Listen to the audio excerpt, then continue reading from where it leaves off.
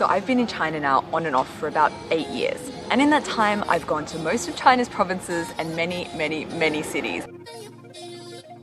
But there's still one province that I haven't been to, and you're not going to believe that I've never been to this place. And I say that because most people who ever come to China, even that's just for like a 2-week trip, will have been to this province. Like, even my parents have been there.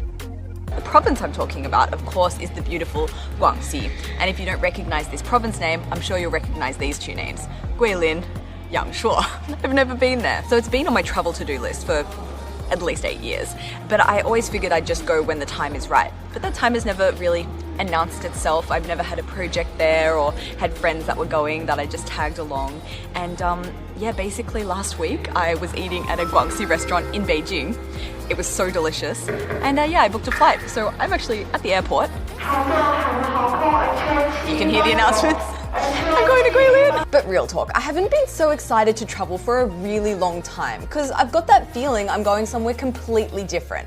I mean, it's on the other side of the country. I'm going to be experiencing a different climate, scenery and landscape, as well as different food, flavors and a new cuisine. So you bet there's a lot of food adventures coming your way in the next few weeks. But fun fact, I actually make a point not to film content on the first day that I arrive in the city because I think it's important not to go into a place with any preconceived ideas or set filming plans because I can almost guarantee the place will be different than how you imagined it. So I always like to walk around, get a feel for the city. And this strategy definitely paid off today. After eating some lunch, I stumbled across this local dessert place where I was recommended to try bingjia liangfen.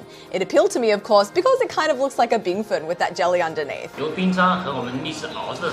at the end, they add a little bit of mint essence too. Super refreshing. There's just a little bit of mintiness in there, which is good. It's not too overpowering. It's just like a little bit of a touch of it. But the boss suggested I try it the local way, which is with some white vinegar added. 因为很解暑。这个是绝大部分我们本都会加醋。 So for the first time in my life, I have just added vinegar to a dessert. It doesn't really make sense in my head, but you got to try it and see if it makes sense in the mouth.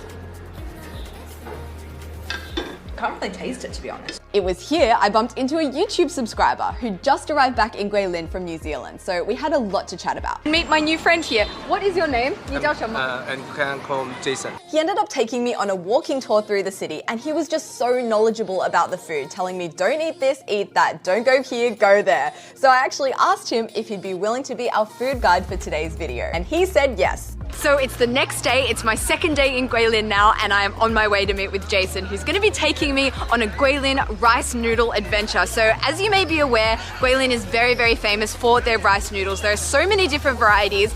I'm not super familiar with Guangxi food in general, so literally the best case scenario is having a local to take me around today. And here he is. Here is Jason here. Hello, Jason. 你是本地人对吧？对，我是 local 本地人，刚回来。我们回来的第一餐永远都是桂林米粉。So let's officially get this food adventure started. I guess when in Rome, do as the Romans do. And Guilin is definitely a city of scooters. So if I'm actually going to experience this city today, I don't think there's any other way that will do. And when I tell you my jaw dropped riding through this city, my jaw dropped. I guess there's a reason this is such a popular tourist destination. It is just so damn beautiful. For our first food stop, we're riding west of the city centre. After about 20 minutes, we pulled up at this super local rice noodle spot with a huge line of people in front of it.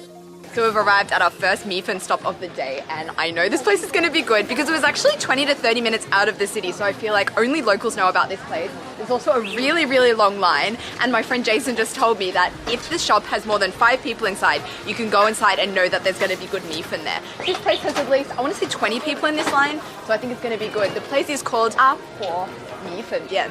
And the type of mifen they serve here is called 卤菜粉, literally brine rice noodles. 桂林人的早餐第一餐往往都是卤菜，先垫个底，